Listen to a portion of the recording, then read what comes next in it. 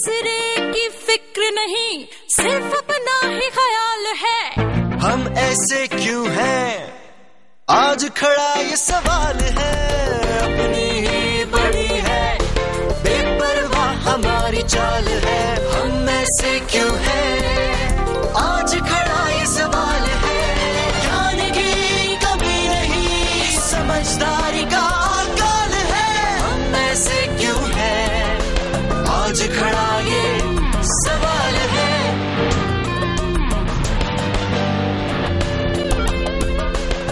नमस्कार, हम ऐसे क्यों हैं में फिर से आपका स्वागत है। पिछली बार हमने मीडिया से संबंधित कई सेंसिटिव मुद्दों पर राहुल देव और परंजॉय गुहा ठाकुरता से बात की। मीडिया और सोशल चेंज पर चर्चा और विवेचना को आगे बढ़ाते हुए जानते हैं कि उनके विचार क्या हैं। पिकासो से एक बार पूछा गया कि आपकी जो ये पिक्चर्स बनाते हो आप, ये बड़ी ग्रोटेस्क होती हैं, कहीं सर कटा हुआ है, कहीं हाथ कटे हुए हैं, ऐसी क्यों पिक्चर्स बनाते हो? पिकासो ने उत्तर दिया, जैसी सोसाइटी है वैसी दिखाता हूं। ये एक आंसर बड़ा स्मार्ट आंसर था, लेकिन ये जिम्मेवार आंसर नहीं था। जिम्मेवार आंसर उनका, जिम्मेवारी हम एक्सपेक्ट करते हैं ओपिनियन लीडर से कि आप सिर्फ वैसी नहीं दिखाओ जैसी सोसाइटी है, आप सोसाइटी को अगले चरण पे ले जाओ, उसको इंप्रूव करने की कोशिश करो।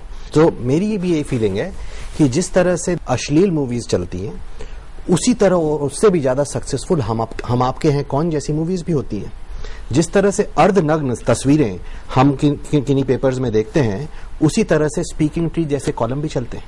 सो क्या होलसम न्यूज को या होलसम एंटरटेनमेंट को एंटरटेनिंगली या स्वादिष्ट तरीके से पैक नहीं किया जा सकता? ये मेरा आपसे प्रश्न है। नहीं, बिल्कुल किया जा सकता है, किया यही जाना चाहिए। यही सबसे बड़ी रचनात्मक चुनौती है सारे मास मीडिया के सामने। मैं इस चुनौती को स्वीकार करता हूं, लेकिन ये तब होगा जब हमारे ऊपर कुछ अंकुश होगा, कुछ हमारी सीमाएं बंधेंगी कि भाई हम ये इसके बाहर नहीं जा सकते। वो सीमाएं किसको बांधनी चाहिए? तो वहां पर उसमें भी हम लोग, उसमें एक एक्सरसाइज बहुत सालों से चल रही है। ब्रॉडकास्ट अथॉरिटी की बात हो रही है, मीडिया काउंसिल की बात हो रही है, मीडिया अथॉरिटी की बात हो रही है, पैनल की बात चल रही है। ये हम सरकारी अंकुश की बात नहीं कर रहे हैं। एक स्वनिर्धारित, स्वनिर्मित अंकुश, लेकिन सचमुच अंकुश जो अगर लगे तो चुभना चाहिए। तो हम में से कोई एक इंसान के रूप में भी अगर हमें बिल्कुल छूट, पूरी तरह 100% छूट मिल जाए तो हम सब बर्बाद हो जाएंगे। बिल्कुल। तो हर सेक्टर में रेगुलेटर है हमारे यहाँ, इसमें नहीं है। एक रेगुलेटर चाहिए, हमें इफेक्टिव रेगुलेटर चाहिए, होना चाहिए। जो अभी राहुल जी जो जैसे कहा, अब अमेरिका में देखिए FCC है, फेडरल कम्युनिकेशंस कमीशन। एक बार जैनेट जैक्सन का एक तस्वीर दिखाया गया, वो बाद में कहा था ये वार्डरोब मैलफंक्शन है। एक लाइव ब्रॉडकास्ट चल रहे थे, एक खेल कूद का एक इवेंट है भी उसके बीच में। तो उस चैनल को FCC ने फाइन किया, फिर अदालत में गया। आपको यूके में है ऑफकॉम, ऑफिस ऑफ कम्युनिकेशन। आज जैसे भारतवर्ष में मैं भारतीय प्रेस परिषद का मेंबर हूं, मगर ये भी जो प्रेस परिषद है किसी को सजा देने का क्षमता नहीं है। अगर कोई गलती भी किया और आप अगर एक अदालत है तो आपको सजा देने का भी क्षमता होना चाहिए कि आप फाइन कीजिए किसी को या बोलिए ये आपका करना नहीं चाहिए कि मैं आपके खिलाफ कुछ लिख रहा हूं, आपका खुद अखबार में छपना चाहिए। The press council also does not have the powers. तो मेरा कहना यह है, अभी राहुल जी के साथ मैं बिल्कुल सहमत हूं, एक इंडिपेंडेंट, एक regulatory body, effective which has the power to penalize. ऐसा एक बात और कहना चाहता हूं, क्योंकि जो परंजय ने बात कही थी कि मैं थोड़ा सा असहमत उनसे इस बात में हूं कि आज मनोरंजक होना लगभग अनिवार्य है। हम किसी वेफर कंपनी से ये क्यों नहीं पूछते कि सब तुम्हारी जो पैकेजिंग है वो इतना आकर्षक क्यों होता है, बच्चों को लुभाती है? हमें पता है, हम सबको पता है कि चाहे वो मैकडॉनल्ड्स हो, जितने जंक फूड है, पिज्जा हो, वेफर्स हो, कोल्ड ड्रिंक्स हो, ये नुकसान करते हैं सेहत को। दुनिया में सबको पता है। उनसे कोई क्यों नहीं पूछा जाता कि आप इतना आकर्षक क्यों बनाते हैं अपने आप को? क्योंकि वो सिर्फ मुनाफे के लिए हैं और मीडिया मुनाफे के साथ साथ मार्गदर्शक भी है। मैं आपसे फिर कह रहा हूं कि आप मीडिया की भूमिका को उसकी संपूर्णता में देखिए। आप ये सोचिए कि मान लीजिए ये जो मीडिया आज जैसा भी है वो बिल्कुल नहीं होता, तो क्या ये देश बेहतर होता? नहीं। मैं मीडिया का सपोर्टर हूं। मीडिया ने you call yourself a democracy, media ने कुछ किया है कि नहीं किया? डेमोक्रेसी। और दूसरा बात है, मीडिया ने बहुत कुछ किया है। मीडिया ने लोकतंत्र को बढ़ाया है कि नहीं? बिल्कुल बढ़ाया है। लोगों को जानकारी दी है कि नहीं? आज भी देता है कि नहीं? शोषण पर अंकुश रखा है एटसेट्रा। लेकिन मेरा ये कहना है कि कुछ और हमारी भी अपेक्षाएं हैं, तो मैं आपके सामने रख रहा हूं कि मुनाफा सिर्फ नहीं, मुनाफे के साथ साथ हमें मार्गदर्शन भी चाहिए। हम मानते हैं उसको, लेकिन हमें मार्गदर्शन भी करना है तो मनोरंजक तरीके से करना होगा। जो आप कह रहे हैं, जो ये कह रहे हैं कि गंभीर का, हमारी चुनौती सबसे बड़ी है कि गंभीर को हम रोचक कैसे बनाएं। एब्सोल्युटली। और वो आसान नहीं है, क्योंकि मैं आपसे पूछता हूं, आप अपने घर में एक देखिएगा, और हमारे सारे यहाँ बच्चे बैठे हैं, उनसे भी मैं पूछता हूं कि जब हम अकेले होते हैं, सिर्फ एक व्यक्ति होते हैं, हमारे हाथ में एक रिमोट होता है, सामने टीवी होता है, हमें कोई देख नहीं रहा है, हम मंच पर नहीं बैठे हैं, बुद्धिजीवी नहीं है, तब हम क्या पहले देखते हैं, क्या ज्यादा देखते हैं, क्या कम देखते हैं, क्या बिल्कुल नहीं देखते? हमें से कितने लोग डिस्कवरी और नेशनल ज्योग्राफिक देखते हैं? कितने लोग सी स्पैन देखते हैं अमेरिका का, जिसमें बहुत अच्छी रोचक और कितने लोग MTV, fashion TV, Lok Sabha channel, ये इतनी अच्छी उसमें इंटरव्यू करते हैं, इतनी बढ़िया कंटेंट है, कितने लोग देखते हैं उसको? हमारे हाथ में है। मैं सवाल एक जोड़ना चाहता हूं। राहुल जी जो उदाहरण दिया कि पोटैटो चिप्स के जो उदाहरण दिया, देखिए एक तो है लेटर ऑफ द लॉ, जो लिखित रूप में है कानून में, और एक है spirit of the law.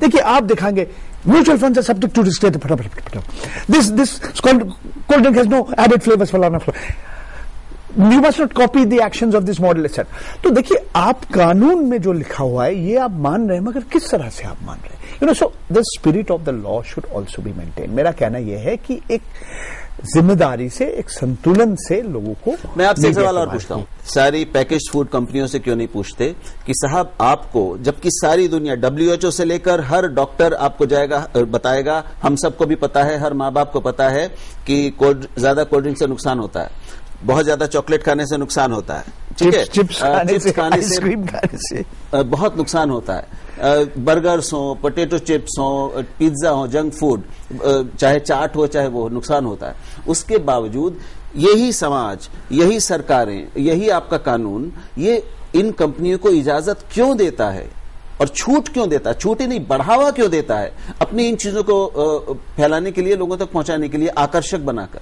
America की पूरी 2 पीढ़ियां नष्ट हो गई। ओबेसिटी वहां पे एक नेशनल क्राइसिस बन गई है, राष्ट्रीय रोग बन गया है मोटापा, क्योंकि वहां की फूड हैबिट्स बच्चों की हो गई इन्हीं जंक फूड की वजह से, और आज उन पर वहां रोक लगाई जा रही है। आज हमारे स्कूलों में जो जंक फूड पर और कोल्ड ड्रिंक्स पर रोक हमारे यहां लग रही है, उससे पहले क्योंकि अमेरिका में लग चुकी थी। ये छूट क्यों नहीं उनसे पूछा जाना है कि आपकी जिम्मेदारी सामाजिक नहीं है क्या? नहीं, राहुल जी बिल्कुल ठीक है। ऐसे लोगों को आपने बहुत अच्छा सुझाव दिया है। ऐसी कंपनीज को भी हम बुलाने की कोशिश करेंगे, और ऑलरेडी इस प्रोग्राम के माध्यम से हम इस तरह की संस्थाओं को ला रहे हैं। बट आपने बहुत अच्छा प्रश्न पूछा, हम उनसे पूछेंगे। और एक मिनट, क्या उनकी हर खाने की और पीने की कोई भी चीज बनाने वाली कंपनी की जिम्मेदारी, सामाजिक जिम्मेदारी नहीं है कि वो लोगों के स्वास्थ्य की चिंता करें, उसको नुकसान ना पहुंचाए? उनसे सवाल क्यों नहीं पूछा जाता? जैसे एक कहावत है, अभी अमेरिकन टेलीविजन के बारे में राहुल जी ने कहा कि उनका आधा विज्ञापन है ये सब जंक फूड के लिए, और बाकी आधा विज्ञापन है लोग को वजन कैसे कम कर सकते हैं। तो यही हो गया। अब भारतवर्ष के उस रास्ते से हम जाने चाहते हैं? मैं समझता हूँ नहीं। एक प्रश्न मैं आपसे पूछ रहा था, अमेरिका की आपने बात करी।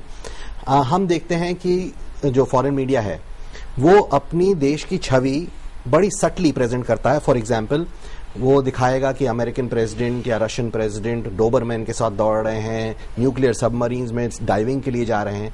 कई बार हमारा मीडिया ये दिखाता है कि हमारे जो उच्च अधिकारी लोग हैं, पब्लिक फंक्शनरीज हैं, वो ऊँघ रहे हैं एटसेट्रा। उनका मीडिया ये बताता, उनका मीडिया ये नहीं दिखाता, कम दिखाता है। नहीं जी, दिस इज नॉट हमसे ज्यादा दिखाता, हमसे 10 गुना ज्यादा दिखाता है। ब्रिटिश मीडिया और यूएस मीडिया जितने, अंग्रेजी में शब्द इर्रेवरेंट हैं, वो अपने नेताओं की जैसे लत्ते उतारते हैं, उनकी जैसी खिंचाई करते हैं, हम लोग उतना नहीं करते। हम बहुत अभी भी अपने नेताओं को कुछ ज्यादा ही, जरूरत से ज्यादा इज्जत के साथ पेश आते हैं उनके साथ। अच्छा, मैं बिल्कुल राहुल जी के साथ सहमत हूं कि अभी भी जो भारतीय मीडिया है बहुत ही रिस्ट्रेन्ड है। फॉर एग्जाम्पल, वो बताते हैं एवैक्स, एयर वार्निंग सिस्टम्स, और उसके बारे में काफी वो इंफॉर्मेशन देते हैं पूरे वर्ल्ड को। उतने इफेक्टिव नहीं है जितना वो बताते हैं। जैसे फॉर एग्जाम्पल कहते हैं कि अगर कहीं पर मोटरसाइकिल भी मूव करेगी कहीं भी वर्ल्ड में, तो उसका जो नंबर प्लेट है वो हम पकड़ लेते हैं। जब एक्सप्लोजन्स होते हैं, न्यूक्लियर एक्सप्लोजन्स वगैरह होते हैं, टेस्टिंग्स होती हैं वेरियस देशों में, इसका कोई उनको पता नहीं चलता। मतलब एवैक्स उतने इफेक्टिव नहीं है जितना वो दिखाते हैं। क्या मीडिया इस तरफ जागरूक है कि कुछ एक पर्टिकुलर इमेज जानी चाहिए कंट्री की और उस पर कुछ इंटरेक्शन होते हैं मीडिया और सरकार के बीच में?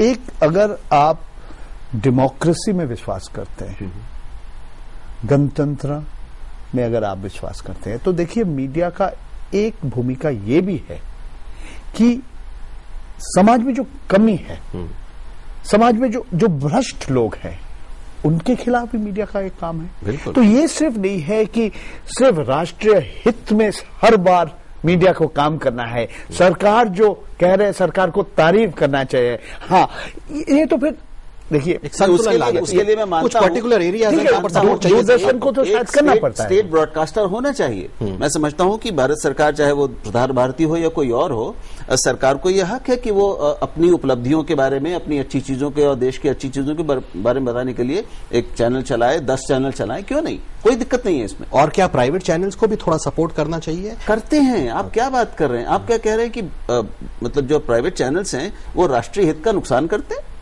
ऑस्ट्रेलिया में जब रेसिज्म पर बवाल खड़ा हुआ, जिसके अगेंस्ट हर भारतीय के दिल में ये बात हुई होगी कि क्यों हमारे बच्चों के साथ उस तरह से ट्रीटमेंट हो रहा है, लेकिन कुछ ऑस्ट्रेलियन रेजिडेंट्स ने, काफी ऑस्ट्रेलियन रेजिडेंट्स ने, उनकी एसोसिएशंस ने लेटर्स लिखे, 1-2 लेटर्स मेरे पास भी आए कि बहुत ज्यादा हिस्टीरिया क्रिएट हो रहा है मीडिया में इस इश्यू के कारण, जिसके कारण शायद हमारे रिलेशनशिप्स जो हैं, जो हमने यहाँ पर बनाए हुए हैं, जो हमने अपनी साख बनाई हुई है ऑफ अ कम्युनिटी, वो हर्ट होने लगी है।